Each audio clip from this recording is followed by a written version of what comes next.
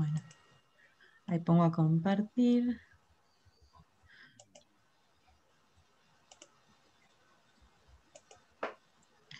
Ahora sí.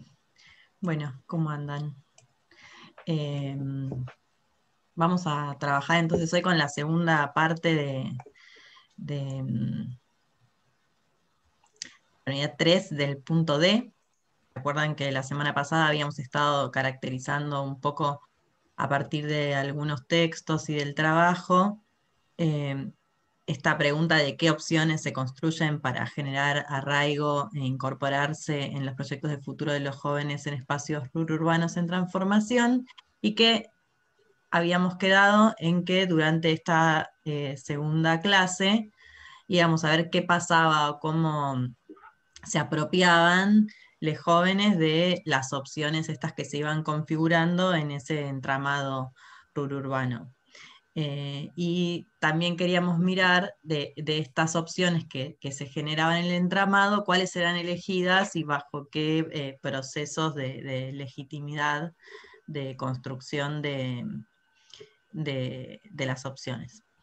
Bueno, ¿se acuerdan que yo les dije que los textos igual se iban a cruzar en las dos clases? Así que de acuerdo a las preguntas que quedaron al final de la clase pasada, en esta clase, si bien no está como bibliografía, voy a retomar bastante a Heller porque parte de las preguntas venían por ahí.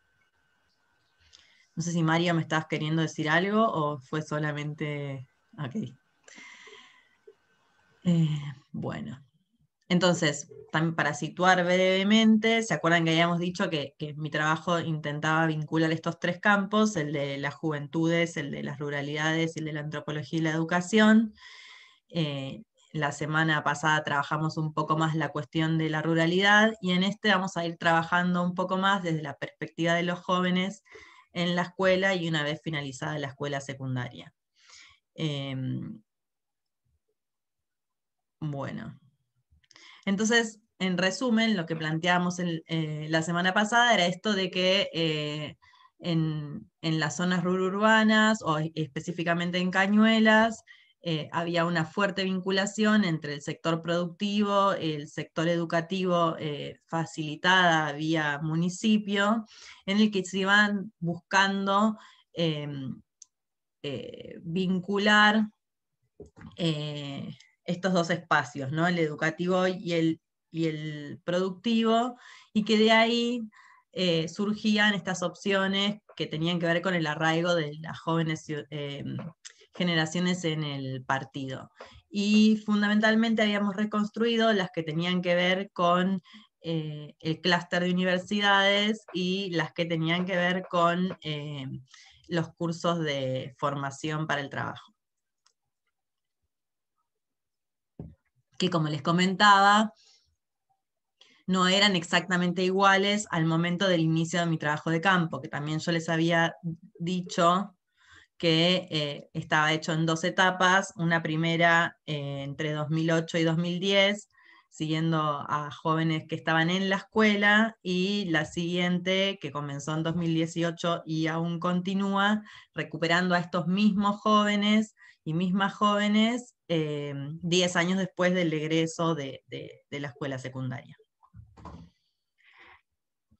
Y algo que habíamos planteado también en la semana pasada y que lo retomo más puntualmente porque es sobre lo que vamos a intentar trabajar un poco más hoy, tenía que ver con diferenciar las construcciones sobre el futuro de los proyectos de futuro. Entonces habíamos dicho que las construcciones sobre el futuro eran algo más amplio, que implicaba distintos tipos de experiencias cotidianas, prácticas, expectativas, sentidos, etcétera, que muchas veces no estaban orientados a pensar los proyectos de futuro, pero que a la larga eran la trama en la cual se iban a poder o no desarrollar.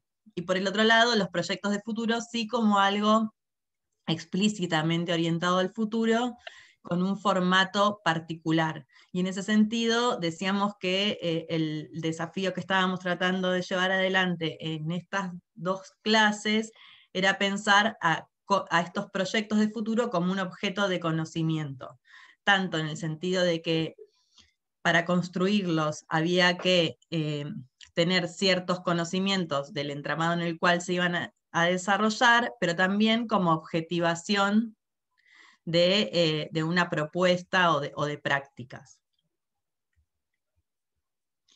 Entonces, finalmente cerramos la semana pasada preguntándonos si todas las opciones adquieren la misma legitimidad en distintas comunidades de prácticas y distintos momentos de la juventud, y cómo este proceso de construir los proyectos de futuro por parte de los jóvenes era vivenciado en la vida cotidiana. Y ahí surgieron bastantes preguntas hacia el final de la clase sobre justamente esto que vamos a hablar ahora, cómo se vivenciaron, pero también sobre la idea de vida cotidiana. Entonces, yo quería profundizar algunas cosas acá porque para mí fue bastante importante o estructurante de mi argumento, de la tesis, el concepto de lecciones que desarrolla Heller. Y para eso, previamente hay que explicar cómo entiende ella la vida cotidiana, porque están sumamente articulados. Entonces, algo que ustedes ya venían trabajando en el seminario tiene que ver con que la vida cotidiana es el motor de la historia. Esto ustedes ya lo habían planteado, recuerdo, con Maxi, y con esta cuestión de que es un espacio en el que se articula lo estructural y lo personal, lo individual, o la vida del sujeto. Entonces, Heller va a decir que la vida cotidiana es la vida de toda persona en todas sus dimensiones, aunque ninguna de ellas puede actuarse en toda su intensidad. Esto es un compilado, no está textual. Son partes orgánicas de la vida cotidiana la organización del trabajo y de la vida privada, y en el capitalismo la unión de una persona con su clase es casual. Por lo tanto, hay una relativa libertad de elección a partir de la relación consciente del individuo con lo específico. Para poder entender la complejidad de esto, es necesario que nos detengamos en dos cuestiones. Por un lado, ¿qué es la estructura de la vida cotidiana según Heller? Y cómo eso se relaciona con lo que ella entiende que es el pensamiento cotidiano y la socialización en la vida cotidiana. Entonces, según la autora, en la vida cotidiana se ponen, o la vida cotidiana se estructura a partir de dos características en relación, como es su carácter de heterogeneidad y de jerarquía al mismo tiempo. Eso quiere decir que la vida cotidiana es heterogénea en el sentido de que hay múltiples dimensiones que la constituyen. Pueden tener que ver con la organización del trabajo, con la organización del tiempo libre, con la organización de lo productivo, con distintas escalas, todas interactuando a la vez, pero según Heller, estas escalas, estas dimensiones heterogéneas que se articulan en la vida cotidiana, a su vez no se van a articular de cualquier manera, sino que van a adquirir distintas formas o se van a expresar de alguna manera particular de acuerdo a la jerarquía que en cada formación social específica adquieren, ¿no? Entonces, por ejemplo, en el capitalismo, como se plantea en esa primera oración, la jerarquía que va a organizar el resto de las esferas de la vida cotidiana, de las dimensiones de la vida cotidiana, va a estar ordenado alrededor del trabajo y el tiempo que esto lleva en la vida cotidiana.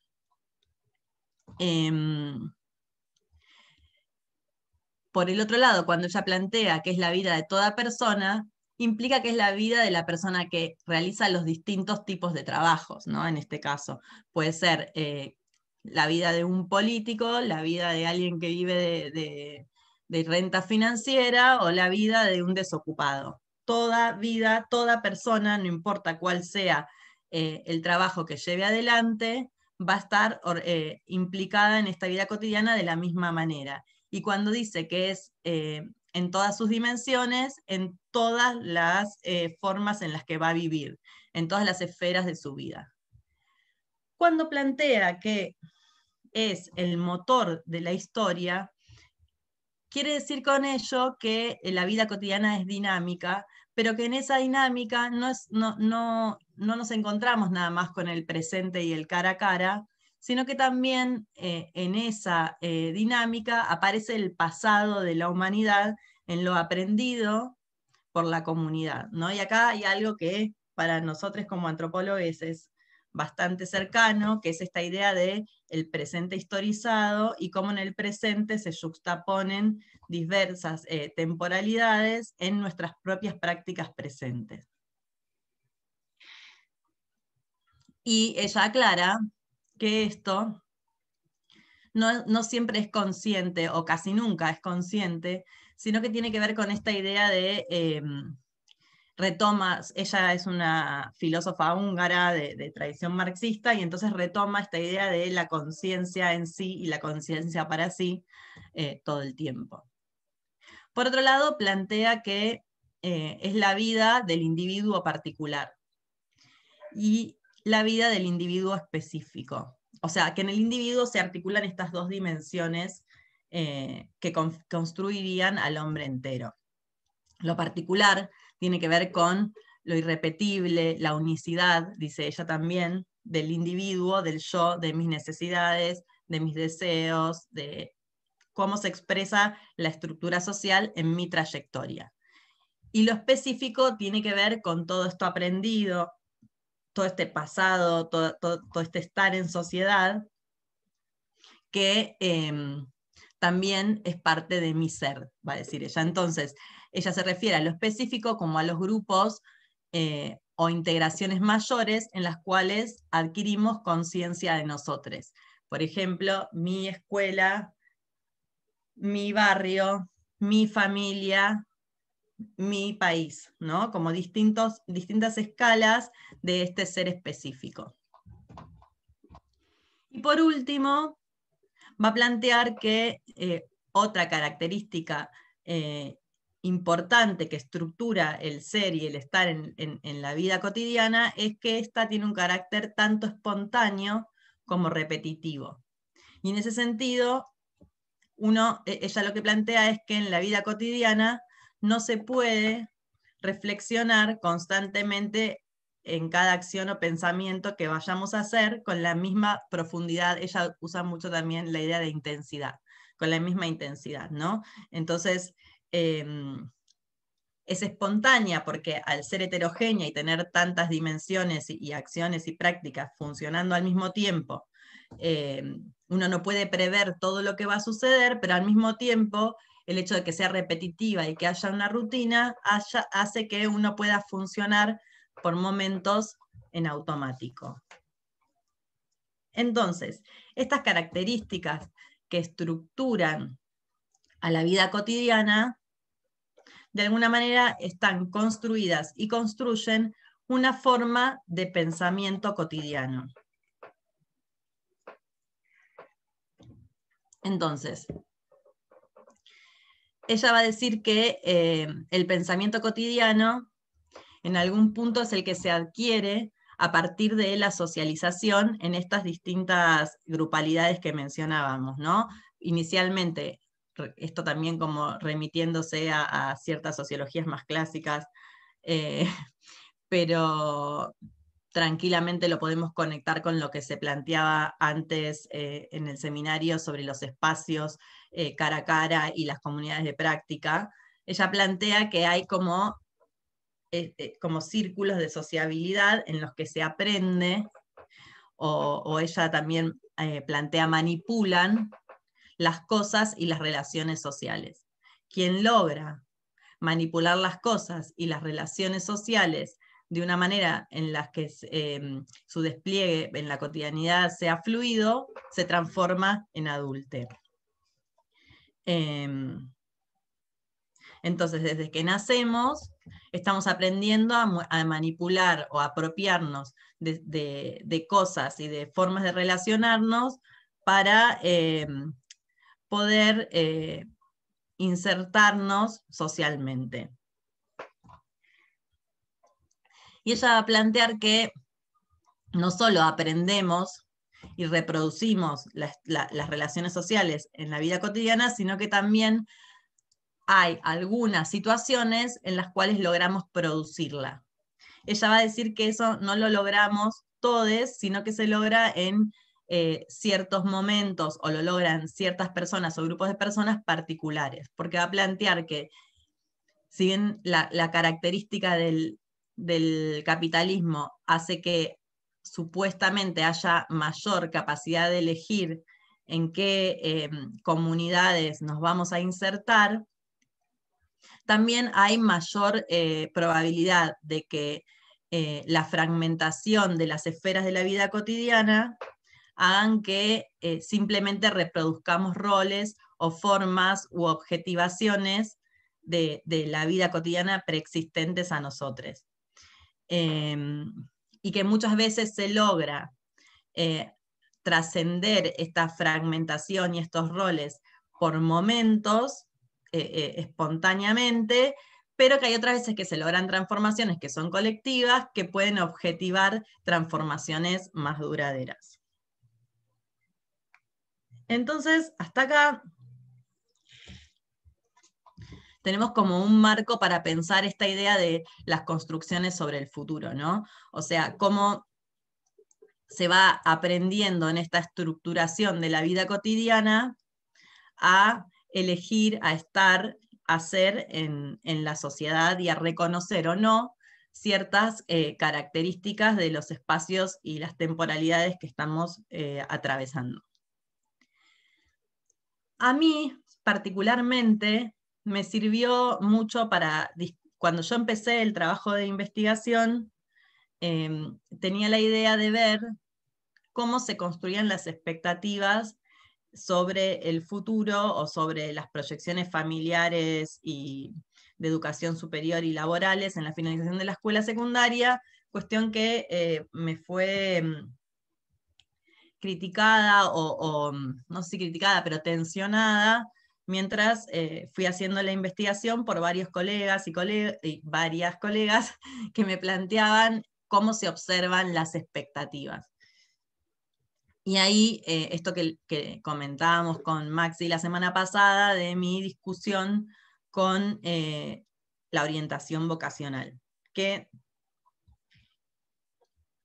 con sus distintas variantes, porque tampoco es algo homogéneo la orientación vocacional, tienden a focalizarse en la construcción del futuro, pero muchas veces retomando, o en general, siempre a partir de entrevistas, encuestas, test, ¿sí? Cuestiones que tienen que ver con cómo los jóvenes, en este caso, pero también a muchos adultos, se representan el mundo.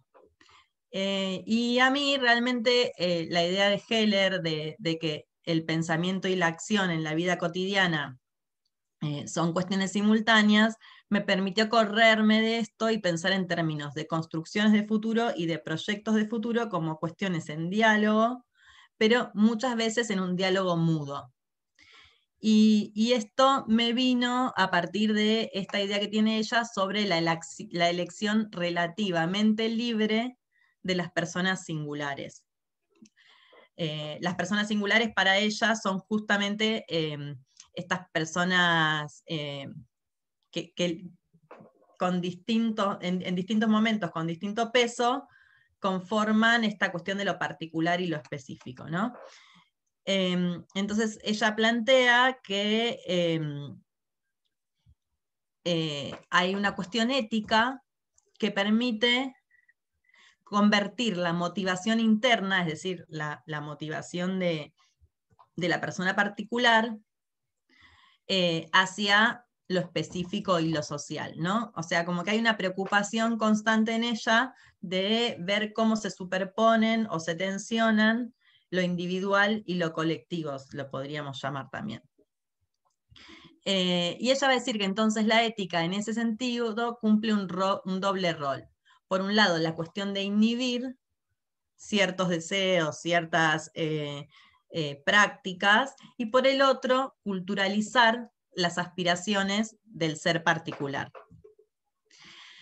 Entonces, ella plantea que cuando estos dos mecanismos no funcionan, suceden lo que la semana pasada planteábamos como catástrofes cotidianas. Y que en general estas catástrofes cotidianas tienen que ver más que nada con las elecciones que no son cotidianas, que escapan al pensamiento cotidiano. Me estoy dando cuenta que invertí el orden de las filminas, pero bueno, no importa. Después lo vamos a aclarar un poco más con la próxima. Entonces, ella plantea que a un mayor compromiso moral y personal, menos cotidiana es la elección y mayor es la intensidad del cálculo de las consecuencias que eso va a traer, tanto a mi vida como a la vida de mi colectivo. Y entonces, en las elecciones no cotidianas, la intensidad se puede trabajar o expresar de dos maneras diferentes. Por un lado, en una catarsis u objetivación colectiva consciente de esta catástrofe cotidiana, y por el otro, simplemente que sea un momento espontáneo en el que estamos en conflicto, pero que una vez que la situación pasa, se vuelve una rutina lisa sin que se haya producido una objetivación duradera.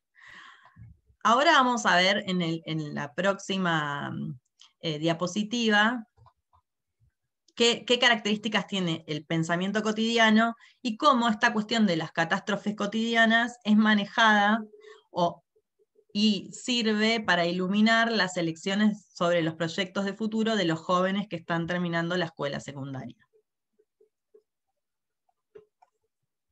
Una pregunta. Sí. Te escucho Pues muy bajito. ¿Ahí? Ahora mejor. Cuando mencionaste lo del diálogo mudo, eso no lo entendí. Eso lo quiero explicar ahora con la característica del pensamiento cotidiano, pero no lo estoy encontrando. Acá está. Cuando moví la diapo, la moví mal. Bueno, acá estamos, entonces. Esto tiene que ver con que en la vida cotidiana el pensamiento es espontáneo. Si ustedes se fijan, si yo pudiera, pero no sé cómo hacerlo, poner dos diapositivas a la vez, en realidad las estructuras del pensamiento cotidiano y las estructuras de la vida cotidiana se tensionan y se relacionan entre sí. Entonces, Heller plantea que el pensamiento en la vida cotidiana es algo homogéneo y heterogéneo, en realidad es algo espontáneo y heterogéneo a la vez, y eso va a llevar a que ciertas situaciones se vuelvan homogéneas. Esto quiere decir que es espontáneo porque se relaciona con la característica heterogénea de la vida cotidiana. Entonces hay situaciones en las que uno no se detiene. ¿Se acuerdan que yo les planteé que ella habla mucho sobre la intensidad? Que como se desarrollan muchos pensamientos y muchas acciones a la vez, uno no puede concentrarse en todas al mismo tiempo. Entonces uno actúa espontáneamente sin detenerse a pensar qué es lo que está haciendo. Pero ella va a decir que hay situaciones en las que el pensamiento se homogeneiza. No se puede estar haciendo muchas cosas a la vez. Entonces nos detenemos y, por ejemplo, concentramos toda nuestra atención en aprender una cuestión técnica. Hay un momento en el que si yo estoy aprendiendo, no sé, por ejemplo, a tocar el bajo, no puedo estar pensando al mismo tiempo en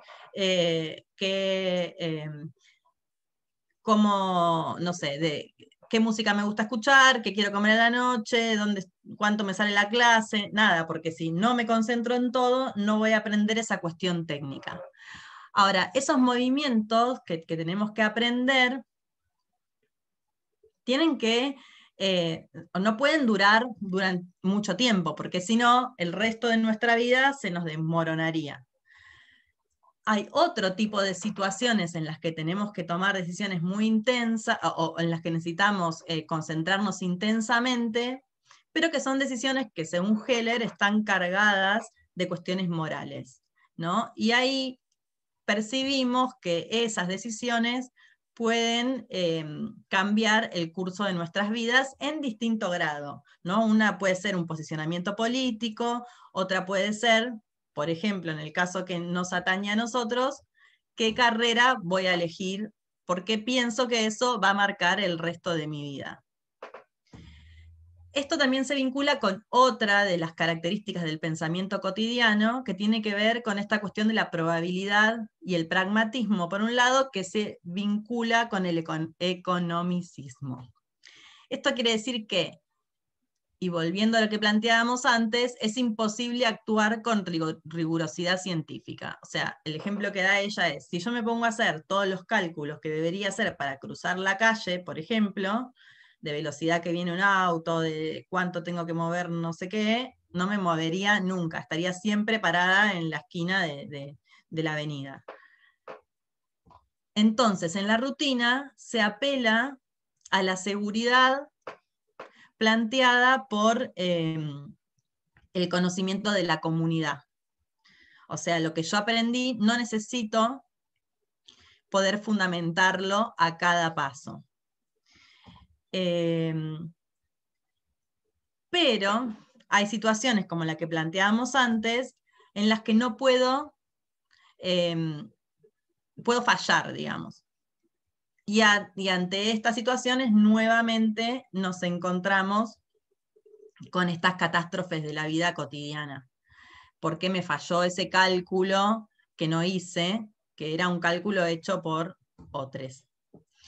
Y esto a la vez se vincula con algo que ella titula como lo acertado es verdadero, que tiene que ver con la confianza y la fe que tenemos en todos estos presupuestos construidos de manera comunitaria.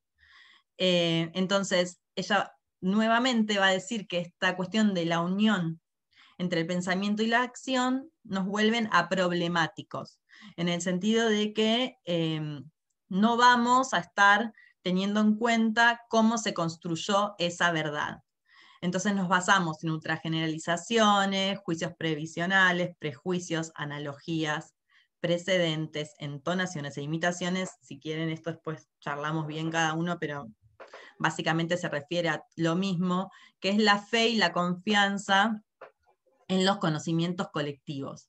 Y a partir de esto, ella dice entonces que la ideología es la teoría de la vida cotidiana.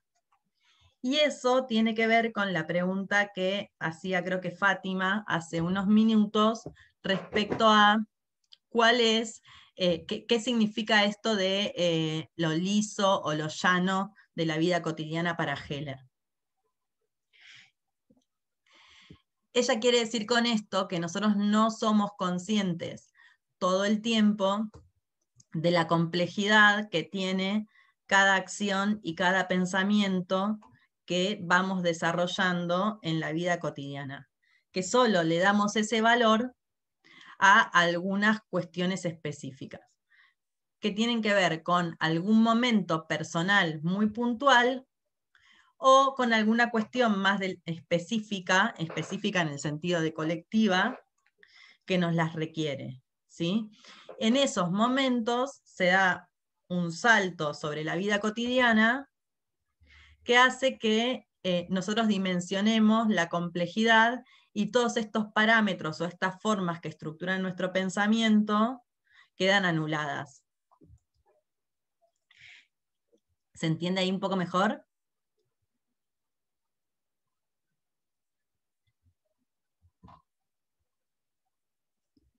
¿Estás escribiendo? ¿O no? No, estaba tratando de desactivar, activar el micrófono. Perdón, no, me perdí. Denise había preguntado por Denise era. el diálogo mudo, ¿sí? Mudo.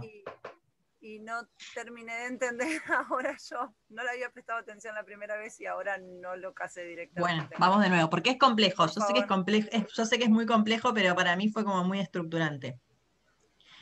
Esto de lo mudo tiene que ver con esto mismo. Lo mudo tiene que ver con el diálogo entre lo particular y lo específico, y lo llano tiene que ver con la estructura de la vida cotidiana, pero van más o menos a la misma situación. Tienen que ver con el reconocimiento de cómo dialoga, por ponerle otros nombres, lo subjetivo y lo estructural en la vida cotidiana en general, pero también en la particularidad de cada uno de nosotros. ¿Sí? Entonces, todos estos dispositivos del pensamiento cotidiano que nos hacen ver la vida cotidiana como más simple de lo que es, y nuestras propias articulaciones con ella más simples de lo que son, hay momentos particulares en que se muestran en su total complejidad. ¿Sí? Entonces, esta cuestión de, bueno, el pensamiento espontáneo, heterogéneo, anclado en los juicios de lo colectivo, en el pragmatismo, etcétera, que nos lleva a no cuestionarnos mucho cómo cruzamos la calle o qué vamos a comer. Hay situaciones, elecciones y decisiones que tenemos que tomar en las que empezamos a considerar que no es tan simple como elegir una cosa o la otra, ¿sí? Empezamos a tomar dimensión de todas las variables y todas las dimensiones que se entrecruzan en la vida cotidiana y cómo nos atraviesan a nosotros. O por lo menos, no sé si absolutamente cómo nos atraviesan, pero sí a tener conciencia de que nos atraviesan.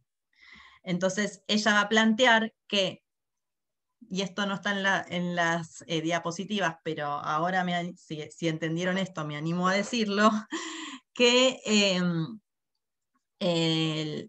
en la vida cotidiana, en general, ninguno de nosotros accedemos a un pensamiento específico, sino que siempre nos quedamos en el plano de lo particular. ¿Por qué? Porque para llegar a una conciencia total del resultado total de una actividad o lo que fuese, deberíamos de estar el 100% del tiempo pensando y actuando intensamente hacia un objetivo calculado, específico, etc. Entonces ella va a decir que solamente los grandes estadistas, los grandes científicos, los grandes artistas, por momentos logran esta cuestión de estar todo el tiempo concentrados en un solo tipo de pensamiento. Pero que el resto de nosotros no podemos, incluso estas personas, nunca logran articular todas las dimensiones de la vida cotidiana todo el tiempo en cada situación que van a hacer, porque sería imposible manejar todas esas variables conscientemente. Entonces, la vida cotidiana se nos presenta llana, se nos presenta temporal, se nos presenta simplificada, para que podamos reproducir la sociedad de alguna manera. Ahora, hay momentos y situaciones, sea porque ella va a plantear a la ciencia, al arte, a la religión o a ciertos políticos como los momentos del sumum, pero va a decir, hay otras actividades de la vida cotidiana en las que también pasa esta cuestión de que lo específico se impone. Pueden tener que ver, o no solo de lo específico, a veces de lo particular también. Ella dice, por ejemplo, una decisión respecto a una relación amorosa, en un momento puede transformarse en algo tan intenso que suspende el resto de las situaciones de la vida cotidiana. Sin embargo, eso dura poco tiempo, va a decir ella, porque si no, esas personas no podrían funcionar en el mundo. Luego, eso se vuelve rutinario y nuevamente pasa a ser una esfera más de la vida cotidiana, sin preponderancia, sin estar jerarquizada por sobre las demás. Yo tomo esta idea de Heller para pensar por qué es tan importante preguntarle a los pibis que están terminando la escuela secundaria todos los días, todo el tiempo, por qué qué van a estudiar, cómo lo van a hacer y por qué ellos se sienten tan movilizados en ese momento de finalización de la escuela secundaria. No sé si ahí se entiende un poco mejor. ¿Sí? Sí, se entiende. Yo me había confundido porque eso era como era formulado de otra forma, entonces ahí no Sí, sabía porque qué. en Heller, como ella es filósofa y viene más de esas discusiones, en realidad yo tomé a una filósofa que me inspiró para construir categorías de campo, pero ella tiene mucha cuestión con el ser específico, el ser particular, el ser singular y no sé qué, que realmente a veces lleva como mucho tiempo leer una página porque uno se pierde con esas cuestiones, básicamente porque retoma a Kant, a Heidegger y a un montón de gente que yo personalmente no manejo. Así que me imagino que ustedes mucho tampoco, entonces a veces se presta a confusiones. Por eso quería tomarle un tiempo largo con Heller, porque realmente es como bastante, es compleja ella, pero además es estructural del planteo que yo estoy haciendo para esta cuestión de la elección, ¿no? O sea, la semana pasada, cómo se construyen las opciones nos pareció un poco más simple cuando hablábamos de la trama más estructural, ¿no? Por más de las presencias estatales, cómo se van haciendo esas construcciones de futuro.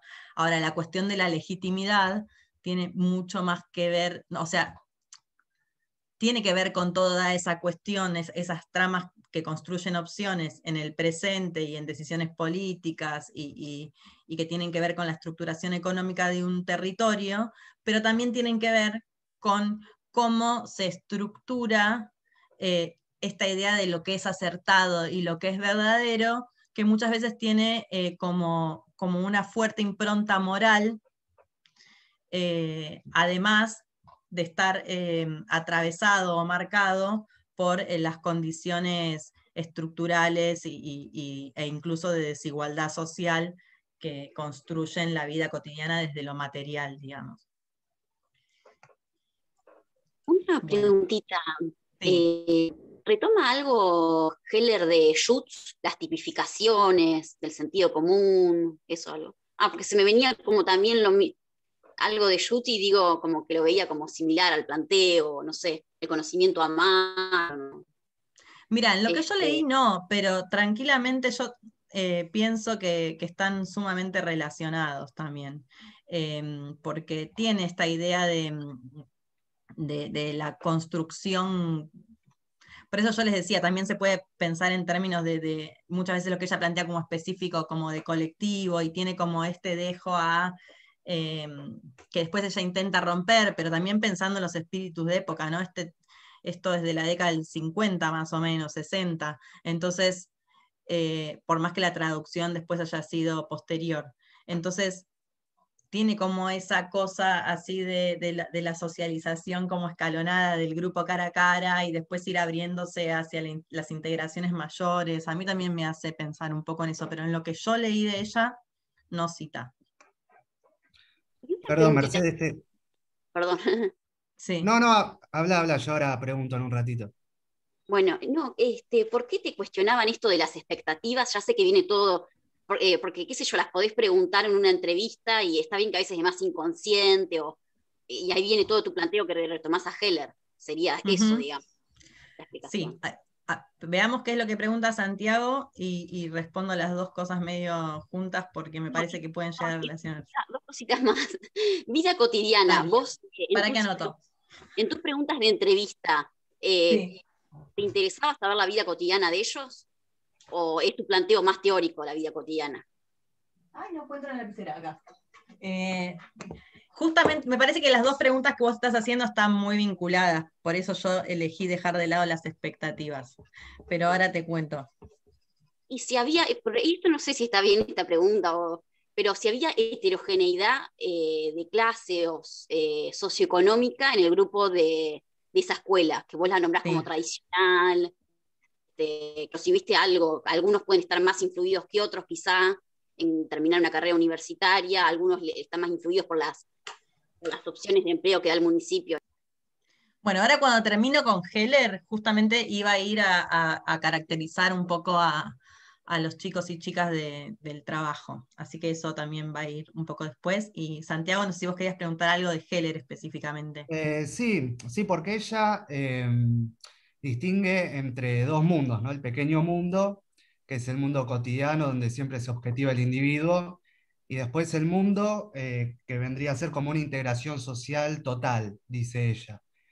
Que tengo entendido que en el capitalismo es el mundo del trabajo, de la productividad, y quería preguntar por el concepto de genericidad, en cuál de estos dos niveles es que se ubica. Mirá, por como yo entiendo, cuando ella plantea esto de que el pequeño mundo, que sería el mundo del cara a cara, y el mundo de la integración social total, se articulan en el capitalismo específicamente a partir del trabajo, es porque esto es justamente, ella lo que está buscando para mí todo el tiempo es articular lo material con lo simbólico, por ponernos en términos de una discusión de los marxismos más de esa época, sin decirlo así, pero cuando ella habla de la vida del hombre entero, ella todo el tiempo habla de tendencias, y ella arma siempre los polos, pero después dice que son tendencias y que en la vida cotidiana se desarrollan de manera articulada y que hay momentos en que se va hacia una tendencia o hacia la otra. Entonces, me parece que lo que está buscando ella es plantear los hilos que vinculan este pequeño mundo a estas integraciones sociales mayores.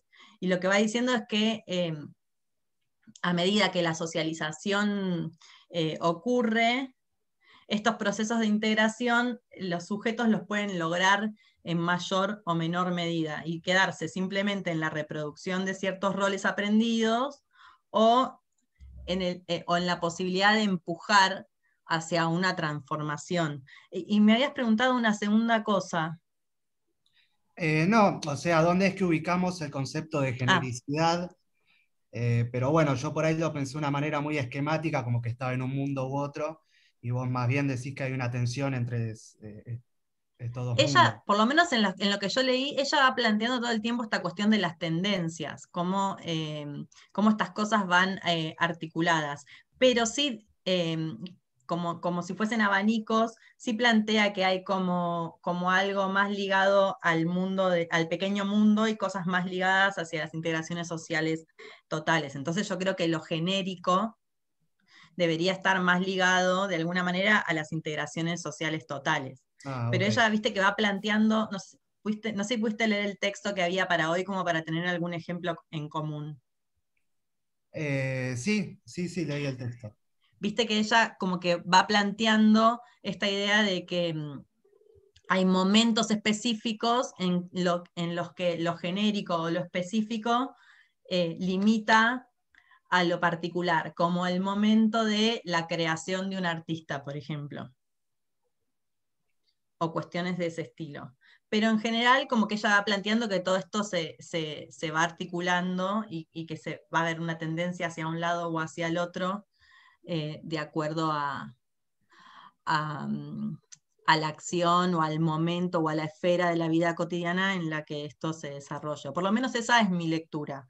La Ah, verdad es que yo cada vez que la leo a Heller encuentro cosas distintas que no había encontrado veces anteriores, porque es súper complejo el texto, y entonces yo me focalizo más que nada en esta cuestión de las elecciones. Y como yo lo estoy pensando más en términos de cómo eligen los chicos en la finalización de la escuela secundaria, tanto no me pensé esta cuestión de la separación entre lo particular y lo específico, porque justamente lo que me interesa a mí es ver la articulación. Pero, Entonces quizás sea también mi... una ¿Qué? cosita, todo esto muchos están preguntando, Merles dijo algo, piensa en el contexto de época. Digo, a estos autores hay que pensarlos en el Claro. contexto de época, ¿sí? Es muy importante pensar el contexto de época, sobre todo Heller. Y el contexto de época es dos guerras, quilombo, Alemania, matanzas, separaciones, desintegración de los espacios colectivos, crisis, dos enfrentamientos, dos Europas divididas, Rusia, claro, a ella digamos. le matan familiares, ¿no? En campos de concentración, tengo Por entendido. eso, a eso iba. Digo, esta preocupación que viene de alguna manera también con algunas cuestiones que estuvimos viendo antes, hay que ubicarlas también como un sujeto contexto del momento. Todos los autores están tratando de pensar de qué forma pueden vivir esas multiplicidades estalladas de órdenes previos que empiezan a estallar en la Primera Guerra Mundial, digamos, y que empiezan a convivir en Europa, con particularidades de vida singulares, con formas. Entonces, toda esta preocupación por lo colectivo, por la integración, tiene que ver con la grupalidad, tiene que ver con también esas cuestiones. ¿Sí? Después, cuando Mer construye la categoría para pensarlo, la redefine la categoría, ¿se entiende? La redefine en un marco de un entramado relacional nuevo. Ella está pensando, está muy preocupada por lo... Ella, como todos los autores que están en ese momento escribiendo, están muy preocupados porque piensen que vivieron la desintegración de las normas colectivas de vida, digo, desintegración de países, desintegración de acuerdos, digo, y las guerras como espacio máximo de esa desintegración, ¿no? Y además me parece que en Heller, así como, qué sé yo, por ahí en diálogo con Hannah Arendt incluso, no sé, o con ese tipo de autores, hay como una preocupación de por qué se elige seguir a Hitler y no seguir al comunismo, digamos, ¿no? Que en Alemania en ese momento iban cabeza a cabeza, digamos, como opción para la gente. Entonces, ¿por qué se elige ir para ese lugar tan funesto de la historia, digamos, ¿no? Hay un poco atrás de eso, y, y, y esto es pura interpretación, ¿no? ¿Por qué hay personas que logran como, no sé, como un Hitler o como un Stalin o quien fuese, salirse de ese lugar y un montón de personas comunes que siguen atrás de ese gran hombre, digamos, pero de alguna manera también buscando salir de decir las masas reproducen o siguen a un líder de manera crítica todo el tiempo. Me parece que hay como esa tensión por detrás, pero la verdad es que yo no lo podría afirmar porque no estuve leyendo muchas biografías de Heller. Leí algunas cosas de historia y vida cotidiana y de sociología de la vida cotidiana y nada más. De hecho, me encontré con un par con dos libritos que se llaman La teoría de las necesidades en Marx y una revisión de la teoría de las necesidades en Marx, que hace un montón que quiero leer y todavía nunca llego, porque la verdad es que leer cada capítulo del libro de ella a mí me lleva como días. Así que en algún momento me gustaría profundizar un poco más eso.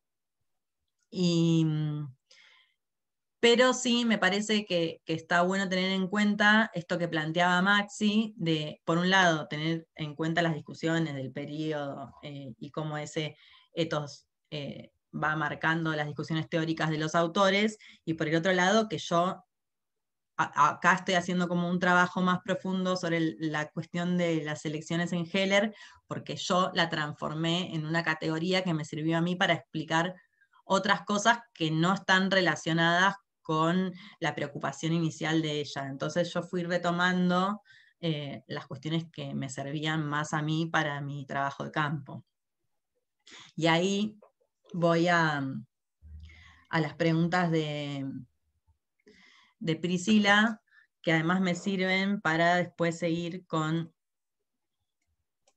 creo que era esta, no, ya me pierdo porque los tengo ustedes arriba de las diapos. Sí, con empezar a pensar un poco cuál es mi visión de los jóvenes y cómo eso se va a relacionar con el trabajo de campo y con las expectativas en sí mismas. Hay como una cuestión respecto a las preguntas que uno hace en el trabajo de campo, que para mí está bueno diferenciar, que una cosa son las preguntas teóricas y otra cosa son las preguntas que uno hace a los sujetes en el trabajo de campo. Yo no les pregunté nunca a los jóvenes cuál es su expectativa sobre el futuro. Entonces, gran parte o sea, no así, digamos, porque como que algo que yo aprendí, que bueno, que lo dicen muchos autores, pero que yo lo aprendí con Liliana en el momento en el que estaba haciendo el trabajo de campo, es que cuando uno pregunta a las personas en la vida, ¿no? con las que uno está haciendo el trabajo de campo, la pregunta de investigación, después es mucho más difícil poder salirse de la reproducción de la explicación de los sujetos involucrados en esa pregunta. Entonces, yo jamás les pregunté cuál era su proyecto de futuro, por ejemplo. Además, porque, como vamos a ver más adelante, una gran cantidad de actores se encargaron de preguntarlo por mí. Y tampoco les preguntaba por su vida cotidiana, pero sí les preguntaba sobre qué hacían en su día a día, por ejemplo. En las entrevistas, esa en general era casi que la primera pregunta, porque también servía no solo para situar lo que reflexionaban en torno a sus vidas y qué sé yo, sino también para que se largaran. Era como muy fácil en que empezaran a hablar de eso y que yo pudiera sacar las preguntas desde ahí. O sea, yo no les hacía preguntas sobre qué sé yo, cómo se relacionaban con su familia, porque así, ¿no? Como pregunta, ¿cómo te relacionas con tu familia? No se las preguntaba, porque cuando les preguntaba, bueno, ¿y cómo empieza tu día? Ya me empezaban a hablar de su relación con su familia y yo de ahí podía sacar una pregunta indirecta como, entonces vivís con tu mamá y tu papá. O cuántos hermanos tenés entonces, porque me decís que a uno lo llevas a la escuela, que al otro no sé qué, entonces me permitía tener conversaciones más fluidas, partir de la vida cotidiana, justamente, sin decirles a ellos, estoy analizando el concepto de vida cotidiana de Heller, no sé qué, pero en mi cabeza yo estaba pensando en esta estructura de la vida cotidiana, preguntándoles por cuáles eran las actividades que hacían día a día, además de esto de estar acompañándolos en la escuela y en la ciudad y qué sé yo, en un bar o lo que fuese. Nunca, como les decía, creo que les dije la semana pasada, logré entrar a una casa, por ejemplo, en la primera etapa de trabajo de campo. Sí, en la segunda. Y estas diferencias entre...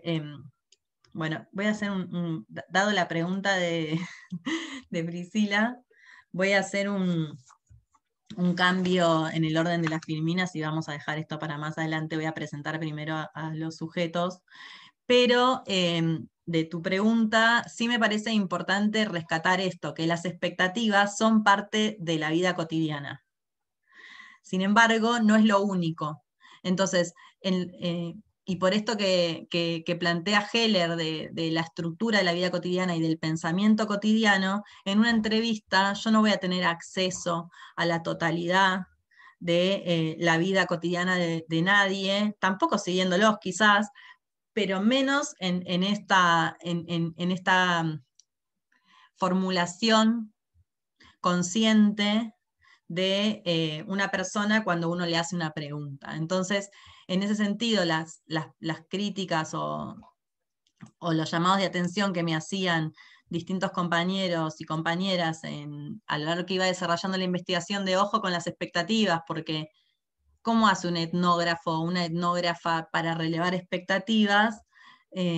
O te va a quedar corta la categoría. Yo, viendo el texto de Heller, y empezando a moverme en el trabajo de campo, me di cuenta que era así. O sea, si yo me quedaba con las expectativas, me quedaba corta. Yo necesitaba conocer las trayectorias familiares, necesitaba conocer, para saber qué sentido o cómo habían construido ese proyecto de futuro, cómo habían elegido sus distintos componentes y cómo los habían jerarquizado, necesitaba conocer mucho más que sus expectativas, necesitaba conocer qué opciones había, necesitaba conocer cuáles eran sus trayectorias familiares, necesitaba conocer cuáles eran sus otros grupos de pares, además del escolar, necesitaba conocer qué de lo que habían aprendido en la escuela se había puesto en diálogo con todo eso otro. Entonces me quedaba muy, muy corta esa categoría.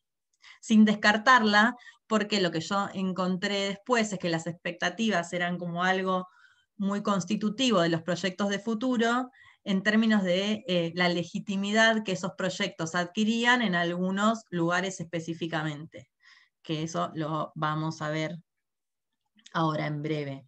Entonces, en algún punto, pensar el proyecto de futuro como una objetivación de estas de estas expectativas y legitimaciones, es como la intención de pensarlo como objeto de conocimiento. Bueno, a ver. ¿Puedo hacer otra pregunta antes de continuar? Sí, dale. Me da curiosidad como qué te pasó con tu propia experiencia en ese momento, cómo manejaste esa información como autobiográfica con respecto a ese momento en común sobre el que indagabas, si veías aspectos en común o en dónde, sí, cómo manejaste eso y cómo se incluyó o excluyó de la investigación. Bueno, pero espera, eso vamos a dejarlo para el final, porque si no ya me estoy, si me llego a olvidar, recordámelo, pero si no esto va a ser un lío. Sí, pero sí, lo retomé mucho e incluso está en la tesis, está bastante desarrollado eso, tanto en la introducción como en un capítulo en particular. Bueno, entonces, primero contar un poco quiénes eran estos jóvenes con los que estuve trabajando, que era un poco también lo que preguntaba Priscila. La primera etapa la hice con varios cursos, tanto el turno mañana como del turno tarde, de esta escuela que es la escuela modelo de Cañuelas. Ya no lo es, pero en el momento en el que hice el trabajo de campo todavía era una escuela muy reconocida. Esto creo que no está en ninguno de los 2 artículos que yo les di míos, pero esta escuela fue dirigida en distintos periodos desde su formación por una familia que es referente de Cañuelas en relación al trabajo docente, ¿sí? O sea, de esa familia surgieron inspectoras, directoras, bueno, mucha gente con mucho peso ahí, y mientras ellas fueron, ellas, porque todas mujeres, las directoras de la escuela funcionaba como una escuela modelo, era demandada por distintos sectores sociales de la comunidad, o sea, quienes eran estudiantes en esa escuela eran desde los hijos de los funcionarios municipales hasta hijos de quinteros y de comerciantes, y de gente de todo, había de todo, y había colas para inscribirse en el momento en el que yo hice el trabajo de campo todavía. Después esto con los años, cuando se jubiló la última directora de esta familia, empezó como a transformarse. Esto es lo que dicen, yo no volví a hacer trabajo de campo en la escuela, y ya no es una escuela así tan demandada. Pero ya cuando yo hice el trabajo de campo, me terminé concentrando en un curso del turno tarde, en el que la mayoría de los jóvenes eran primera generación de egresados. Eso no pasaba en el turno mañana quizás, pero en el turno tarde se había transformado como en un lugar que había menos cantidad de estudiantes y al que solían mandar a quienes repetían. Bueno, esto es algo como muy tradicional en la escuela media, ¿no? La mayoría vivían con sus familias, y como dice ahí, la mayoría, había pocos profesionales. Como profesionales había un par de veterinarios y veterinarias, y después maestras. Pero la mayoría de los padres y madres eran comerciantes, amas de casa, obreros, o gente que trabajaba en turismo, y algunas pocas familias que estas eran familias que venían del conurbano en general, porque se acuerdan que yo les contaba la semana pasada que Cañuelas tiene como mucha vinculación con el conurbano y la capital federal. Había muchos y muchas chicas y chicos que venían del oeste del conurbano, no de la zona sur, pero sí del oeste, y que quizás eran dueños los padres eran dueños de algún taller chiquito, me acuerdo que de inyección de plásticos y de zapateros, bueno, como pequeños talleres familiares. Y muchos de los chicos y chicas ya en los últimos años de la secundaria tenían como ciertas vinculaciones con estas experiencias laborales de las familias, sea en estos talleres o incluso, qué sé yo, chicas que me contaban que la madre se había enfermado y entonces habían ido a cubrirlas en un franco a sus propias madres o algunas compañeras a atender en la parrilla o en un negocio, o chicos que ayudaban en los talleres de sus padres, etc. Esto se daba bastante. Yo cada año hice trabajo de campo en más o menos 3 cursos, pero más focalizada siempre en uno. Y estoy tomando a este ahora porque es que el curso con el que logré revincularme en la segunda etapa del trabajo de campo. Que me comuniqué con todos vía Facebook, pero que después logré vincularme nuevamente y hacer las entrevistas solamente con 12. Bueno, y ahí cuento un poco que ya cercanos a los 30, varios tienen hijos o hijas, han hecho y rehecho parejas en varias situaciones. Algo que para mí fue inesperado es que casi todos los que vivían en el conurbano bonaerense terminaron mudándose a Cañuelas, a excepción de un par. Después, muy poquitos se fueron de Cañuelas, una chica hacia un pueblo más chico y otra hacia Capital Federal. Y todas estas mudanzas tenían que ver con o proyectos laborales o proyectos de construcción de una familia. Muy poquitos se recibieron de alguna carrera no universitaria, sino de terciario, una chica que se recibió de operadora de radio y un par de profesoras, una chica de cocinera, la mayoría terminaron estudiando, otra chica de despachante de aduanas. Casi todos estudiaron en Cañuelas, sacando la operadora de radio y la despachante de aduana. Fueron las únicas que lograron concluir carreras que se desarrollaban fuera de Cañuelas. Bueno, esto es más o menos para que tengamos un pantallazo de quiénes son los sujetos, o los jóvenes en realidad.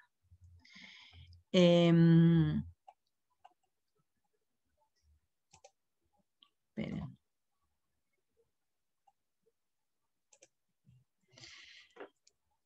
Esto de lo interactivo me corrió el orden de las cosas. Bueno, como ya les había comentado la semana pasada, yo partía ya en la primera parte de la investigación de una idea de joven como sujeto histórico, situado y heterogéneo.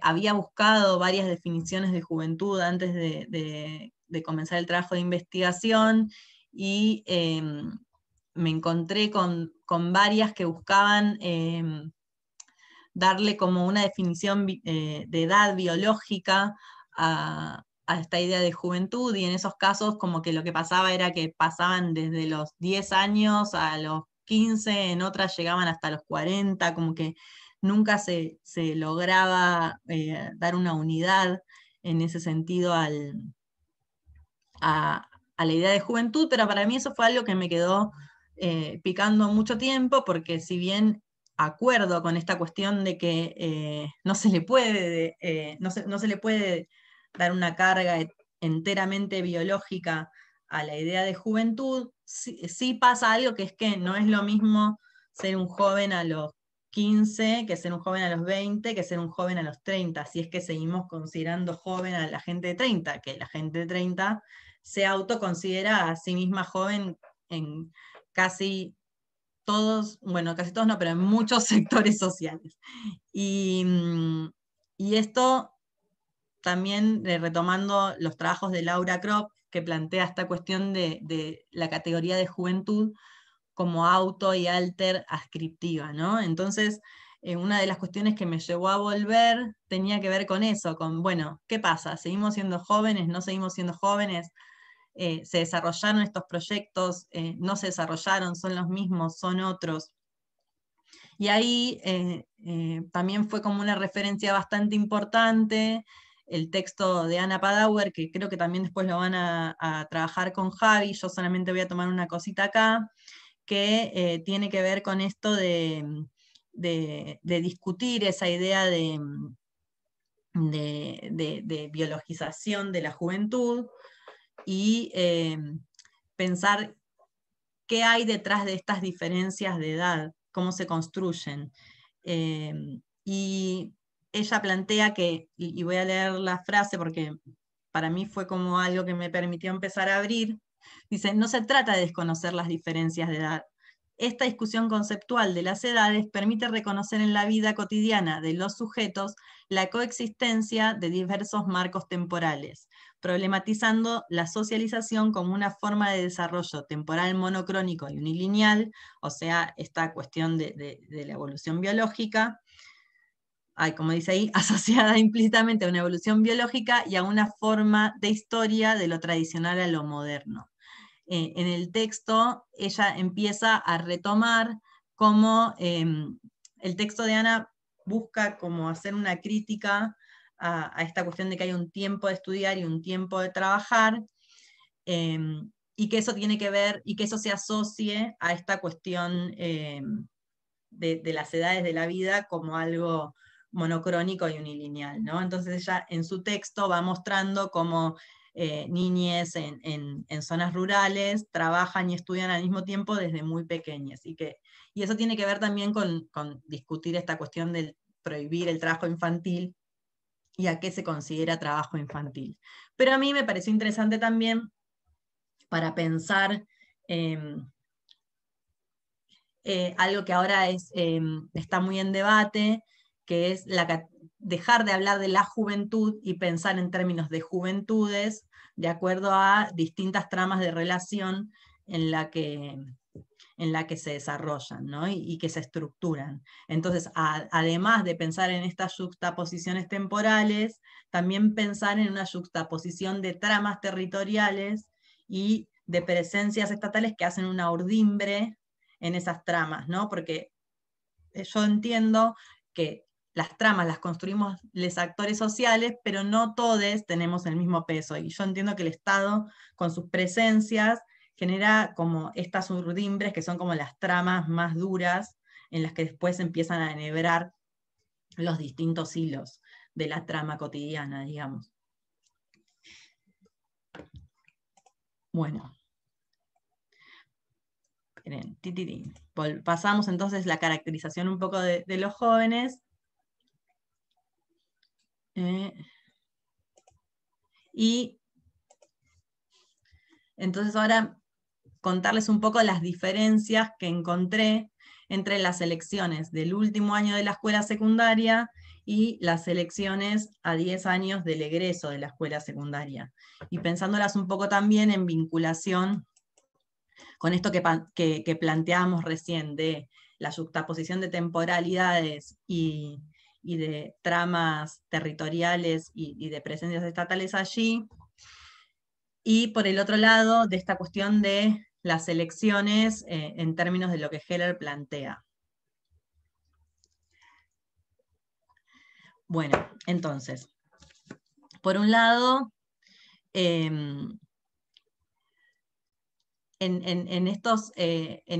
la primera etapa del trabajo de campo, yo lo que me encontré es que la escuela y la familia eran los lugares a los que ellos se referían para pensar sus proyectos de futuro, no así los grupos de pares, ¿sí? Si bien todo el tiempo tenemos que estar pensando, cuando estamos hablando de esto, en la diferencia entre las construcciones sobre el futuro y los proyectos de futuro, ¿no? Yo estoy hablando acá de a qué se referían o en dónde enclavaban sus proyectos, no sus construcciones. Entonces retomaban como espacios o comunidades en las que discutían estos proyectos y a los que los articulaban, a la escuela y a sus familias. Y esto lo hacían constantemente. El último año de la escuela secundaria, como ustedes pueden ver en el segundo artículo, el de la revista Campos, es un espacio en el que constantemente se está hablando del proyecto de futuro. De hecho, la categoría de proyecto yo la retomé del trabajo de campo.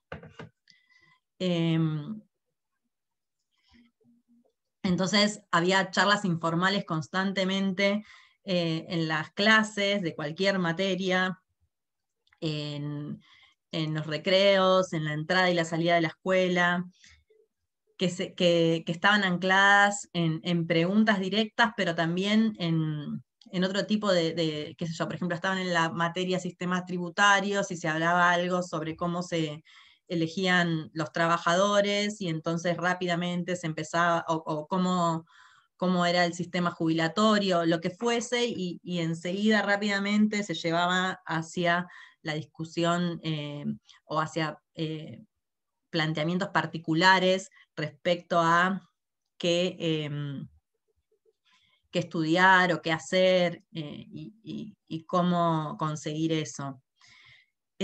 Por otro lado, en esas conversaciones se hacían referencias a experiencias propias y familiares y se planteaba cómo éstas permitían o no el ascenso social. Era algo como en la escuela, en el periodo de la escuela secundaria, algo que les preocupaba mucho, ¿no? O sea, no voy a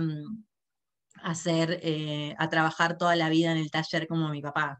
Voy a ser abogado porque eso me va a permitir tener una vida mejor. Después, otras cuestiones que llamaban la atención era la forma en la que pensaban la temporalidad y el territorio. Por ejemplo, cuestiones que tenían que ver con: voy a ir a estudiar ingeniería en la UTN de Avellaneda, entonces me voy a ir a quedar a dormir en la casa de mi primo que vive en Monte Grande.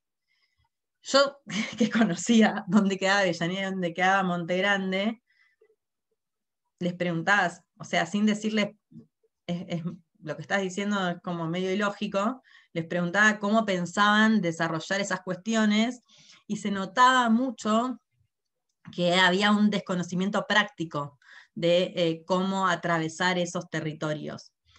Y lo mismo pasaba respecto a las cuestiones de las temporalidades. Por ejemplo, no sé, había alguna chica que me planteaba que quería ser contadora porque veía que la madre le administraba los camiones al papá y que le parecía que eso era fácil. Entonces yo le decía: ay, ¿cómo te imaginas que va a ser entonces el año que viene cuando empieces a estudiar para ser contadora? Y a la mañana voy a dormir y a la tarde voy a ir a la facultad. Y a la noche, cuando vuelva, seguramente lo voy a ver a mi novio y no sé qué. Y entonces yo le preguntaba: ¿y cuándo vas a estudiar? Ah, no sé, eso no lo había pensado.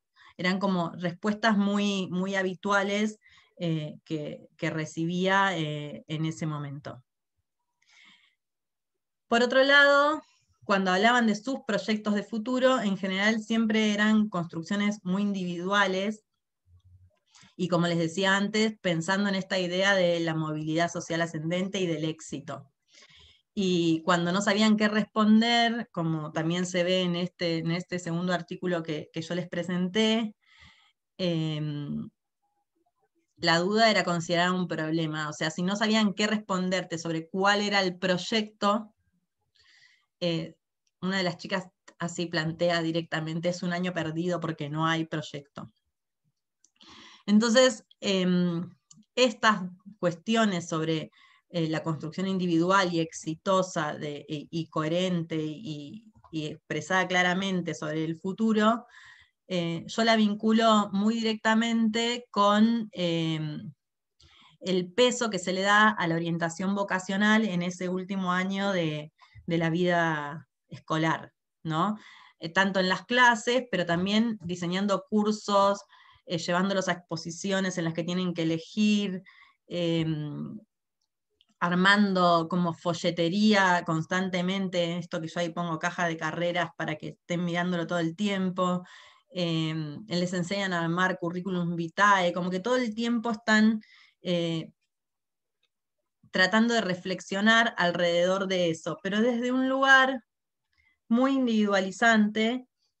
De hecho, me sorprendió porque cuando volví a hacer trabajo de campo en 2018 y 2019, fui a las ferias de las universidades nuevamente, y en 10 años de que yo había estado en la última, no hubo un cambio sustancial en esta forma de orientar, que tenía que ver con, y vos te vas a parar frente al camino de la vida y tenés que elegir ir para allá o ir para el otro lado, y como siempre en las charlas de orientación vocacional diciéndoles, ustedes tienen que decidir solos, no tienen que dejar que nadie les imponga cuál va a ser su decisión sobre su futuro, como algo muy anclado en lo personal.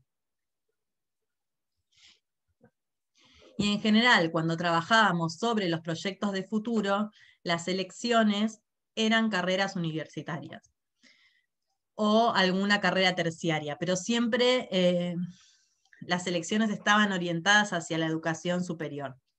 No importa cuál fuese la trayectoria laboral familiar.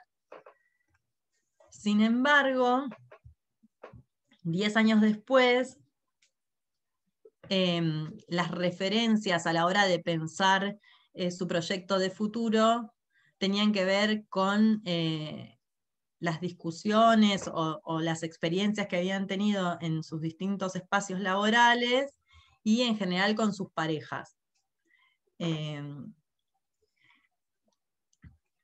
Pero cambiaba algo que pasaba en la finalización de la escuela secundaria, que era esta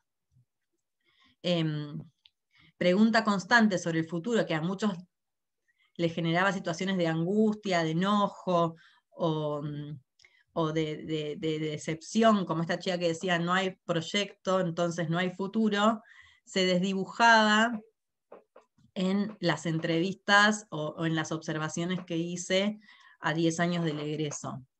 Y las cuestiones tenían que ver con reflexiones sobre las diversas experiencias que tuvieron, sobre sus cambios de trabajo, sobre las posibilidades en una ciudad o en otra, sobre qué les había gustado más o no. Por ejemplo, una de las chicas que estudia despachante de aduana, sí o sí tenía que trabajar en la ciudad de Buenos Aires por su trabajo, entonces ahora estaba pensando en cómo readaptar lo que había aprendido en la carrera para poder insertarse en este nuevo espacio o en esta nueva vinculación que se estaba estableciendo entre lo educativo y lo productivo en Cañuelas, y entonces estaba pensando si podía insertarse en alguna de las universidades para dejar de tener que viajar a Capital Federal e instalarse en Cañuelas definitivamente.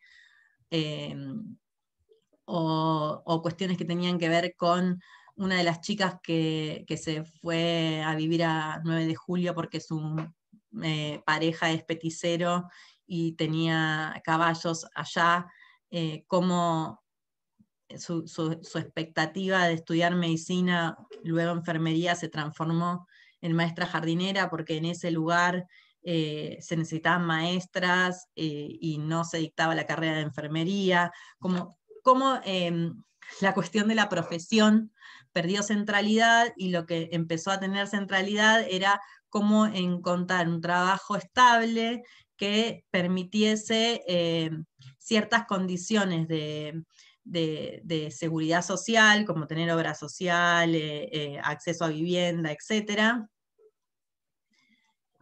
articulándose a las cosas que les gustaban, pero cambiando ese orden, invirtiendo el orden de a mí me gustaría hacer tal cosa por dentro de lo que puedo ser, lo que más me gusta es esto, y no con una resignación por ese lado, sino que empezaban como a pensar la realización en otras cosas que tenían que ver con tener tiempo libre para pasar con su familia, poder desplegar ciertos hobbies, todas estas cuestiones que no eran pensadas como una idea de éxito o de centralidad del proyecto en la finalización de la escuela secundaria, en este otro momento comienzan a adquirir más sentido.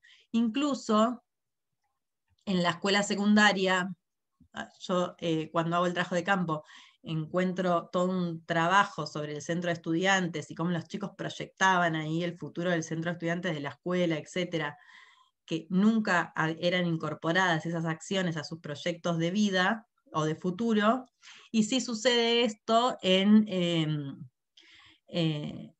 los momentos del egreso, ¿no? Que empiezan a pensar la importancia de organizarse gremialmente, organizar una comisión de género en el trabajo y darle espacio y tiempo a esas situaciones. Entonces, cambian, se reorganizan los intereses, también se reorganizan las temporalidades, entonces muchos no están pensando en que terminar una carrera es un trabajo de 5 años y que se realiza intensamente en ese periodo y se suspenden todas las otras esferas de planificación de la vida cotidiana, sino que los van articulando y entonces piensan en una carrera a ser finalizada en 10 años. También hay otra concepción de la trama y de los espacios, y empiezan a pensar, no puedo viajar tantos kilómetros tal día, entonces en vez de elegir esta carrera, voy a elegir otra que está en Cañuelas, por más que no sea la que no me guste, porque me va a salir más barato y me va a permitir hacer otras acciones. Se empiezan como a encontrar puntos mucho más claros de marcación de cuál es el territorio, cuál es el tiempo, cómo conviven las distintas esferas de la vida cotidiana en los proyectos. Y otra cosa que diferencia bastante a estos dos momentos de la vida y la construcción de los proyectos de futuro es que la orientación vocacional tan marcada y tan reglada y construida a partir de distintas presencias estatales, como las que habíamos planteado en la clase anterior, que tenían que ver con definiendo tu futuro, y las ferias, y las expo, y la obligatoriedad de asistir a estos espacios, no tienen un asidero en estos jóvenes, que son los mismos, pero un tiempo después. No hay un lugar al que ellos deban asistir compulsivamente, y si bien la trama generó una ampliación muy grande respecto a la oferta de superior, la mayor parte la desconocen. Saben o sea, conocen la universidad que está a las afueras de la ciudad, pero no saben qué materias hay o qué carreras hay. No saben de qué se tratan los cursos de formación profesional, no conocen la oferta, y yo por lo menos no encontré algún espacio en el que ésta sea comunicada con claridad o que esté dirigida a este grupo de jóvenes. Y en parte también me parece que eso está vinculado con esta cuestión de que no hay una pregunta constante, entonces no hay la necesidad de dar una respuesta abiertamente. Por más que las ferias de las universidades sean abiertas, las van buscando a medida que van necesitando, sin que haya una temporalidad que marque que hay que responder urgentemente. Entonces la duda, en general, no es pensada como una urgencia, como un problema, como algo que hay que responder sí o sí y urgentemente, sino que muchas veces es considerada como una herramienta. Van pensando, bueno, no sé, estoy dudando si seguir en tal lado o tal otro. Voy a probar, y si funciona bien, y si no funciona, probaré con otra cosa. Y esto tiene que ver con esto que planteábamos antes respecto a la intensidad que le dedicamos a cierta actividad en la vida cotidiana, y cómo la carga moral que ésta adquiere en esa intensidad va estableciendo esta idea de catástrofe cotidiana, o no sé si idea, pero esa sensación de catástrofe cotidiana en la finalización de la escuela secundaria respecto a qué elegir. Cuestión que no sucede en esta segunda etapa de la juventud, cuando ya el trabajo, la profesión e incluso la adultez no es vista como algo que debemos alcanzar de determinada manera, sino que se vuelve a rutinizar, y entonces, por más que sigamos en la incertidumbre, ella no es vivida como catástrofe, digamos.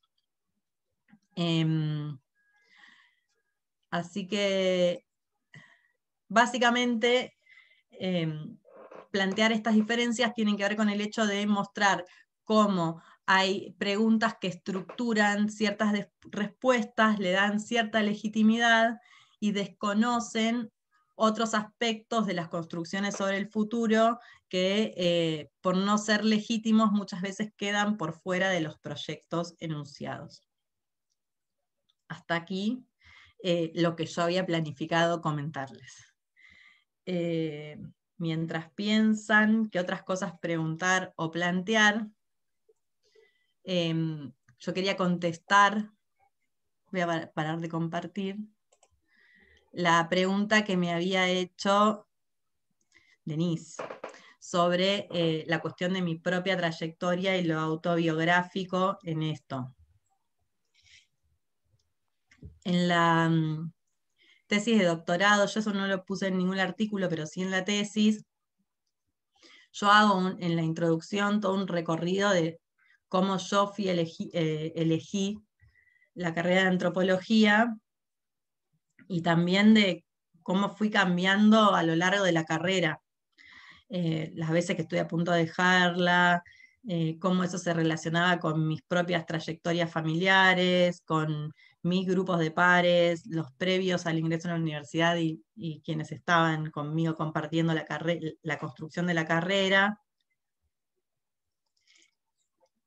Y, como siempre digo, en la construcción de un problema de investigación siempre está la cuestión personal. Entonces, yo viví también con mucha incertidumbre mi finalización de la escuela secundaria. No saber qué seguir, qué estudiar, si tomarme un año sabático o no, qué hacer de mi vida, y cómo eso también me llevó a mí a hacerme estas preguntas en un sentido más específico, diría Heller, ¿no? Porque también algo que me pasó es que cuando yo empecé a dar clases en la escuela secundaria, usé partes de los capítulos para dar clases en el último año de la escuela, y les pibes me decían, qué loco que este trabajo de campo que vos hiciste hace 10 años en una ciudad de contextos que no tienen nada que ver con el conurbano bonaerense, a los chicos les pasaba lo mismo que nos pasa a nosotros. Entonces ahí me parece que hay algo, que hay una búsqueda, en mi caso, de encontrar algunas categorías explicativas que trasciendan el caso de Cañuelas, digamos, y que buscan mostrar esta articulación entre lo que le pasa a los jóvenes en general en determinado momento de la vida, y encontrar categorías explicativas que permitan desarmar o darle un nuevo sentido a esa preocupación que se genera en el último año de la escuela secundaria de qué vas a hacer el año que viene, que es lo que yo le decía a Gonzalo las otras semanas. A veces hay una cosita de la vida cotidiana, una palabra, una práctica, algo que uno observa, que después, revisitada a partir de cuestiones que tienen que ver con posicionamientos teóricos o con la construcción de categorías en la articulación entre el campo y la teoría, permiten darle como una generalidad, una profundización diferente. Pero no sé si más o menos respondo, Denise, a lo que me estabas preguntando, o si era algo más específico. Sí, en parte sí, pero por otro lado, igual tendría que leer la tesis y lo veré ahí, pero quizás como la pregunta tenía una parte también de que en la investigación, en qué lugar no sé, tal vez si tuviste como opciones en decir voy a apelar más a esto para las preguntas que voy a hacer, o si es parte del problema, de algún modo, como esa decisión entre, bueno, esto es como parte de lo que me inspiró a preguntarme esto, pero estoy trabajando sobre esto otro, como quizás esa articulación, como... A mí lo que me... O si después con el tiempo te preguntaste otras cosas de cómo Claro. lo hago. Si logro entender la pregunta o el comentario, no, porque es complejo lo que estás diciendo. Yo de lo que vos planteás encuentro como distintas líneas. Por un lado, esta cuestión de, sí, o sea, los intereses personales están en la producción del conocimiento científico, pero a la vez cuando uno va avanzando en la investigación, revisita la propia experiencia desde otro lugar. Entonces, esas dos cosas que suceden en simultáneo, que me parece que son las que vos estás planteando, son muy difíciles de escindir ahora, digamos. Entonces, cuando yo escribí la tesis, yo ya me di cuenta ahí que mientras iba escribiendo la tesis, eso tenía que ver con lo que me había pasado a mí. Y la introducción la escribí después, con lo cual yo te diría que hay como un ida y vuelta entre cómo mi experiencia disparó la investigación y cómo la investigación me hizo revisitar mi experiencia previa. Entonces no lo podría desarmar tan fácil, pero sí es cierto que hay cosas que yo no consideré de mi propia experiencia o que no puse en esa introducción, que ahora podría revisitar y pensar de otra manera. Qué sé yo, por ejemplo, mi participación o no en el centro de estudiantes de la escuela, eso yo no lo puse en la introducción y en la tesis yo le dedico como medio capítulo a eso, por ejemplo. Hay cosas que no puse, pero que tranquilamente podría reflexionar ahora, y eso tiene que ver con esta idea del proyecto individual y el proyecto colectivo, y cómo uno es más moralizado que otro en términos de Heller, digamos. Bueno, Y gracias. eso no lo reflexioné. Sí, Más o menos era eso lo que me estás diciendo. Sí, gracias. Bien. Bueno, ahora sí, no sé si quieren preguntar alguna otra cosa, algo que no se haya entendido.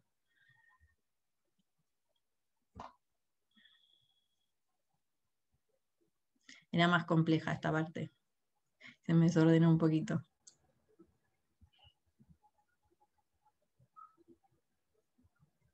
Estoy muteado, hablaba como un chiflado, solo. Que está buenísimo, está interesante. Yo creo que hay algo que venimos tratando de plantear en términos de transversal en el seminario, y que Mer lo plantea de otra manera, porque toma otros referentes teóricos y porque, bueno, nada, tiene que ver con cuestiones que cómo se materializan en cada campo, ¿no? Y los recorridos, que son una serie de situaciones o de relaciones, ¿no? Una entre esto que estamos viendo como por ahí en general aparece como individual o particular, y lo que aparece como colectivo, como social, digamos, esos entramados, digamos, esas expresiones, ¿sí? Que están relacionadas y que cuando las vemos analíticamente, a veces como de manera separada. Heller lo que tiene interesante y teóricamente, y lo que el trabajo de Mer lo que tiene interesante, es que lo que permite por ahí es, en un problema social, ¿sí? Como es de la terminación o la finalización de la secundaria, y la pregunta sobre qué vas a hacer, expresa la tensión que hay entre esos tres elementos, ¿sí? Entre esos tres aspectos que analíticamente muchas veces vemos separada, ¿no? Entonces, cómo el sujeto individual está tensionado porque es colectivo y porque es social también, ¿sí? Y cómo están todo el tiempo articulándose esos tres niveles, ¿no? Y al mismo tiempo, otra cosa que venimos trabajando, que por ahí lo trabajamos menos y que seguramente lo trabajaremos al final del seminario, es la relación entre la experiencia como práctica y la práctica como experiencia, eh, y, y otro tipo de construcciones de conocimiento que no están basados en la experiencia y en la práctica muchas veces, ¿sí? Y esto está articulado con estos niveles que planteó Merck, ¿no? Y que plantea Heller de alguna manera, ¿no? ¿Qué grado tenemos de posibilidad de hacernos conscientes del proyecto? Si es que tenemos posibilidad, grado de hacernos conscientes. Ahora, eso no quiere decir que en términos prácticos no estemos llevando adelante el proyecto, ¿se entiende? Y esa es la complejidad, porque ahí es donde se quiebra la situación, ahí es donde se quiebra uno en términos de hacer, del sujeto haciendo, el sujeto viviendo la vida cotidiana, está llevando adelante su proyecto, ¿sí? Digo, algún proyecto está llevando adelante, ¿sí? Ahora, cuando ese sujeto que está llevando adelante ese proyecto en términos individuales, expuesto colectivamente o es tensionado socialmente, se le explicita algo en términos, si se quiere, abstractos que está en el plano de la práctica. Y esa tensión entre la práctica y la abstracción es parte central, de alguna manera, de lo que muchas veces sucede en los procesos de construcción de conocimiento, ¿sí? Es como de cualquier aspecto de la vida cotidiana, y cualquier aspecto en general, ¿sí? Esa tensión que muchas veces se nos plantea como tenés que poder explicitar tu proyecto, ¿sí? Tenés que poder explicitar tu proyecto es suponer que no lo estás explicitando en términos de hacer, en términos de práctica. Es suponer que existe una decisión entre el sujeto que hace y el sujeto que construye lo que hace, ¿sí? o que dice lo que hace. ¿Sí? Y hay una tensión que nosotros estamos trabajando, venimos trabajando a lo largo de todo el seminario. Y es como bastante estructurante de esto que estamos intentando analizar, que son los procesos de construcción de conocimiento, ¿no?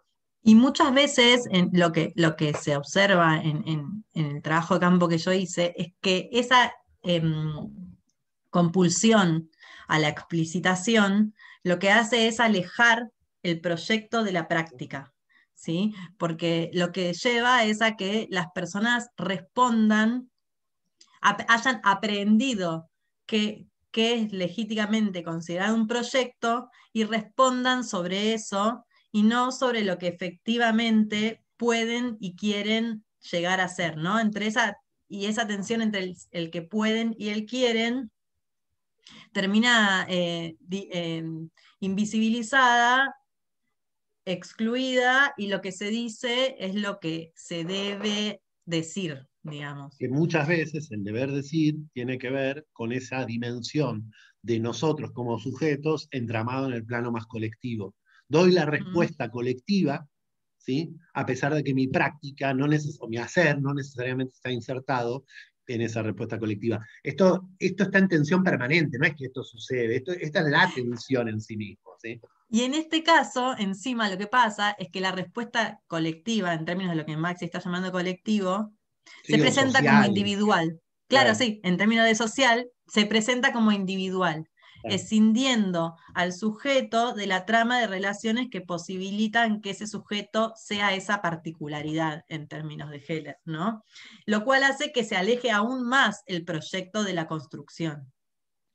Por eso planteamos el constructivismo como forma base de todo proceso de construcción de conocimiento, porque necesariamente es la experiencia práctica la que permite de alguna forma la incorporación de cualquier conflicto o cualquier problemática de la vida social.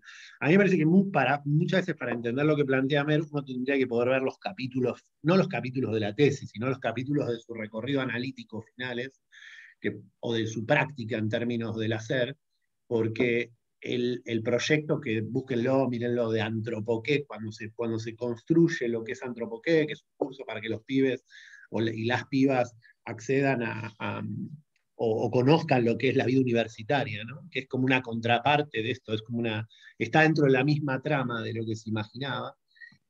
Lo primero que le planteaban a Mer era de enseñar, no sé, antropología. A Mer, enseñar antropología, ¿no? La antropología es eso que nos aburre a todos. No, incluso lo primero que me planteaban era dar información sobre qué, ni siquiera enseñar antropología. Decir, súper pragmático. ¿Qué es la antropología? ¿Cuál es la salida laboral de la antropología? ¿Y cuántos años dura la carrera? En un día. Y yo les decía, eso es lo que yo vengo observando hace 15 años que no sirve para nada. Y no sirve para nada, ¿por qué? Porque está en el plano del colectivo más amplio que espera que el otro sujeto, y a qué es lo que no se apela en el entramado colectivo, es a la práctica. Entonces, qué le pedían a Mer, a las chicas, a las compañeras que lo estaban armando? Bueno, los pibes quieren vivir la vida de un estudiante, y quieren que entre el Partido Obrero y diga las barrabasadas que dice toda vez que entra, quieren ir a María de Manuel y no poder, y María de Manuel los agreda sistemáticamente y resistir la agresión para pasar el rito de pasaje de ser parte de la Facultad de Filosofía y Letras. Los pibes quieren ver en la esquina a gente tomándose una cervecita, tomando un café, y también quieren conocer lo que es la antropología y saber cuáles son los autores, quieren ver y entender, poder comprender que quizás un antropólogo puede ser Mercedes, digamos, y no una cosa que más, ¿qué es lo que tiene que ver con el plano de la vida cotidiana y de la práctica más cercana en ese entramado, lo que los sujetos quieren? ¿Sí? Entonces, todo el tiempo en estos procesos de construcción de conocimiento nosotros estamos en esa tensión, ¿no? Entre suponer que construir conocimiento tiene que ver con la dimensión de lo colectivo más amplio, de lo social, que cuanto más abstracto y más y la tensión entre cómo también construimos conocimiento a partir de nuestro hacer, por otro modo, un conjunto de elementos que no son los legitimados en términos de práctica de construcción de conocimiento. Legitimados sí son legitimados, no son los hegemónicos, ¿sí? No son los que habitualmente se consideran hegemónicos, que es una pregunta y una preocupación muy típica y muy central de la antropología, porque la antropología se preocupa por las prácticas de los sujetos, o sea, incluso el decir que en términos de práctica, ¿no? Lo Por que eso tiene correrme de las interesante, expectativas, que es lo que planteaba claro, Priscila, por eso correrse de las claro, expectativas, porque las expectativas en general estaban muy ligadas a cuestiones como fantasías respecto al tiempo, al espacio, a todo, eran como muy fantasiosas, como eso, voy a estudiar en la UTN y me voy a dormir a Monte Grande, quédate en Cañuelas durmiendo, es más práctico, o sea, ¿qué estás diciendo? y Eh, son la fantasía, pero también son la concreción de la dimensión de nuestra integración en términos de lo colectivo y lo social, ¿sí? Porque la gente, porque se busca en términos de entramado, que vos digas que seas lo que tengas que ser, digamos. De la misma manera que en la facultad se busca que no seas una persona que va de traje, puede decir una pavada más grande que una casa, ¿no? O que no seas una persona que no sé qué, se busca. Entonces, en lo que en términos de Heller es lo acertado es lo claro, verdadero, digamos, sí. ¿no? Entonces, lo acertado es lo verdadero. Si vivir en Cañuelas es lejos, me voy a pasar unas noches a la casa de mi primo Monterande, que es cerca. Lo acertado es lo verdadero, o sea, es conurbano, las dos cosas son conurbano. No hay como una experiencia práctica de cuánto lleva moverse dentro del conurbano. El conurbano no es Cañuelas, el conurbano es una cosa enorme, compleja, los kilómetros no alcanzan para medir la distancia en el conurbano, porque el colectivo da 9 millones de vueltas y hay corte, y hay esto, y hay lo otro. Entonces, como faltaban un montón de experiencias prácticas en esos proyectos que tenían que ver con todos estos mecanismos que plantea Heller que suceden en la vida cotidiana de la ultrageneralización, de, de, de los prejuicios, de la analogía, de la mímesis y todas estas cuestiones que llevan a querer generalizar las experiencias vividas por otros.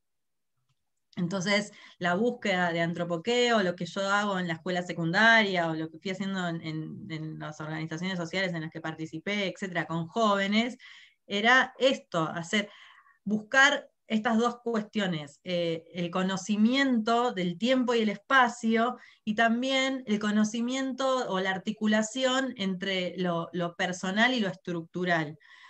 Para mí era peor decirle a un pibe que que se acababa de recibir a los 24 años en un bachi, que no había tenido matemática nunca, que sea geólogo, a decirle, che, si te interesa la geología, ¿por qué primero no empezás con un profesorado de biología, algo que te quede cerca de tu casa?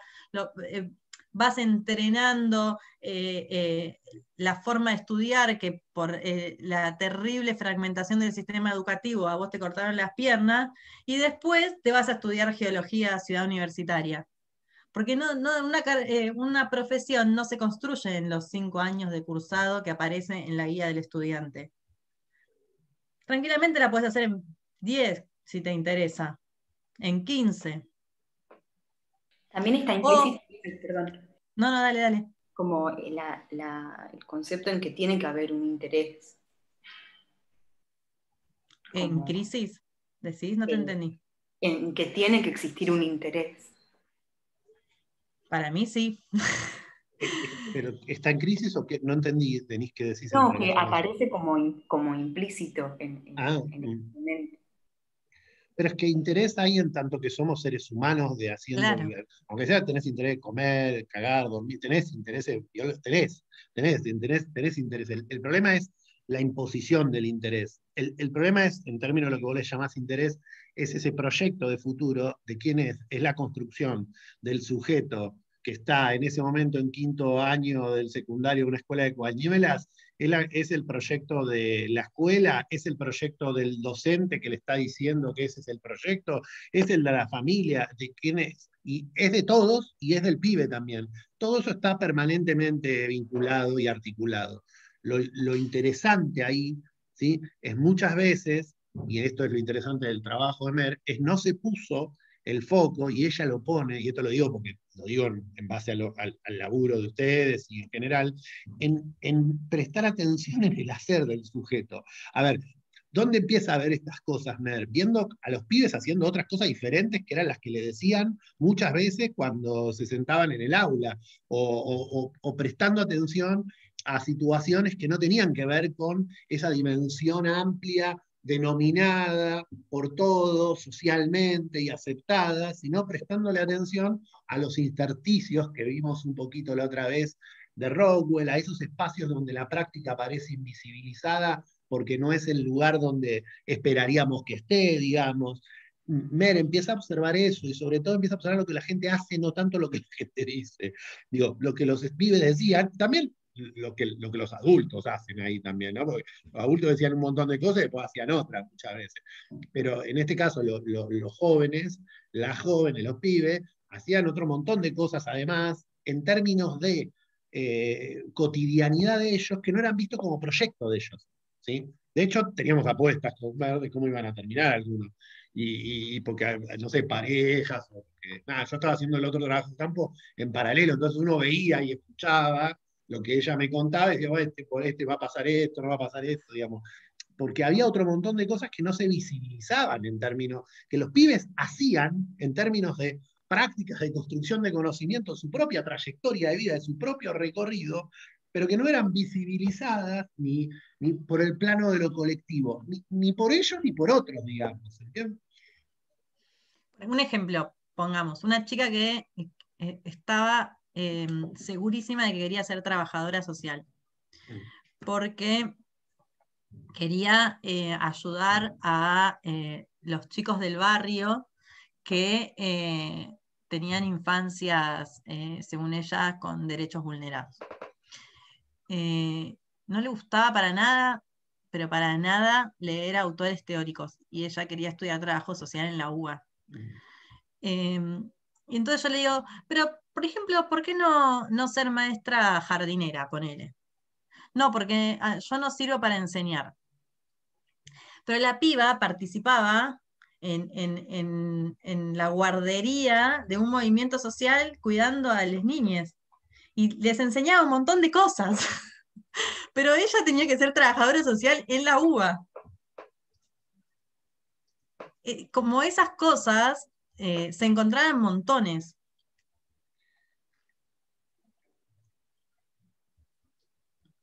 Y eso no quiere decir que la piba no hiciera lo que yo intenté hacer en la investigación y que no lo dije porque no me salió ponerlo en la filmina, en las diapositivas, es que el problema no era que los chicos y las chicas construían malos proyectos porque no se habían dedicado a pensarlos, sino que justamente lo que yo vivía a veces en la escuela era como un acoso. Un acoso a decime qué tenés que hacer, decime qué vas a hacer, decime qué vas a hacer, decime qué vas a hacer, decime qué vas a hacer. Que no les permitía, finalmente, todo lo que hacían para que piensen, no les permitía pensar. O sea, no les permitía hacer esto que Heller plantea de tratar de unificar lo personal con lo estructural, sino que no les permitía ver ese vínculo, no había esa posibilidad justamente esta cuestión de llevarlos a las actividades que les hacían para pensar, para construir, para objetivar su idea de vida en un proyecto de futuro era tan cuadrada que no les permitía ver otras cosas que se salían de esas opciones presentadas en esos cuadros. Y además eran planteados, es lo que venimos trabajando, además son planteados en términos de procesos de construcción de conocimiento a partir de la generalización de una manera de construir conocimiento, ¿sí? Que invisibiliza otras prácticas de construcción de conocimiento que tienen que ver con eso, con la experiencia. ¿Sí? Entonces, la experiencia valorada en ese momento es tu capacidad de verte ubicado en un plano de lo estructural, colectivo más. ¿Sí? Lo valorado es que vos te veas, tengas la posibilidad de verte ubicado como futuro trabajador social. No que vos veas tu práctica cotidiana como posibilidad de construcción de una experiencia tuya de conocimiento de profesión, ¿se entiende? Esa alienación, esa separación entre esas dos aspectos de la experiencia es estructurante, ¿sí? Es bastante estructurante. Y bueno, es estructurante el sistema educativo en muchos aspectos, ¿no? Muchos aspectos. Entonces estaba mal dudar, estaba mal decir, no, yo no quiero estudiar por un tiempo porque primero me quiero dedicar a probar en distintos trabajos, como que muchas otras opciones, otras formas de proyecto, de construcción de proyecto, eran directamente dadas de baja en esos espacios en los que había una legitimación del proyecto. Bueno, más o menos, eso. Más o menos. Más y menos. Antes que se nos vaya Fátima, que sé que tiene que ir a otro lado, y aparte para respetar los horarios, el próximo Javi, ¿sí? Después Javi, de última les escribís, le decís, o lo subís, los textos que se te ocurra. Sí. Ahí subí uno que estaba ahí mencionado en la bibliografía, que es capítulo 2 de la tesis, y figuraba otro mío que es que era como un artículo, una ponencia del Congreso ALA del año pasado, que como nunca se hizo, nunca terminé de escribirlo. Así que quedó en la virtualidad. Claro, quedó ahí pendiente. Entonces ese lo vamos a reemplazar. Y las otras cosas que había ahí, también había algún texto de Ana Padauer, tal vez ya que Mer trabajó el otro de Ana, para no sumar más lecturas, a lo mejor retomo desde ahí. Así que para la primera clase serían dos textos míos, veo si es un capítulo que ya lo subí y otro más, o algún artículo, y para la otra clase ahí sí después les confirmo, ¿está bien? Pero yo mañana pasado lo subo. Y les voy a mandar antes del viernes que viene como una nueva consigna de trabajo para ir llegando a armar, así la discutimos el miércoles que viene. El miércoles, qué desorden que tengo. El viernes. Miércoles es didáctica. Miércoles es didáctica, sí, se mezcla todo en la vida. Perdón, me olvidé decir una cosa, si se puede. Sí, boludo. Una cosita, ¿no? Como para anticipar la lectura y combinar un poco, obviamente articulando con lo que venía trabajando Mer. Van a ver ahí que yo trabajo en bachillerato popular, no voy a explicar ahora, después lo vamos a ver, tal vez algunos lo conocen, pero ahí pensaba con esto que estábamos cerrando, ¿no? Y todo lo que trabajó Mer. En un caso, cuando yo veía o trabajaba con las y los estudiantes, el proyecto de ellos central, el proyecto de futuro, era terminar el secundario, ¿no? Tener el título, conseguir un mejor trabajo, pero básicamente era terminar el secundario. Y en el caso de los militantes, para poder traer estas tensiones también que traía Maxi, era formar sujetos críticos. Entonces ahí también podemos ver, y esto lo digo ganando amigos, ¿no? Los militantes. No, esto lo digo entre comillas, cómo se enuncian también, como venía diciendo Mer, las expectativas y todas estas cuestiones, en esta forma.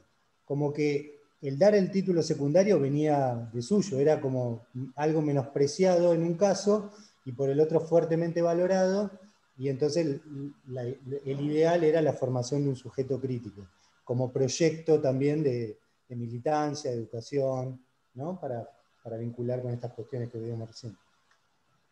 Sí, yo vuelvo a decir, en la Yo la misma seguí. línea, Javi, lo que vos lo decís, y va con los proyectos estos, como siempre los procesos que le planteamos a los sujetos están en estos contextos, ¿no?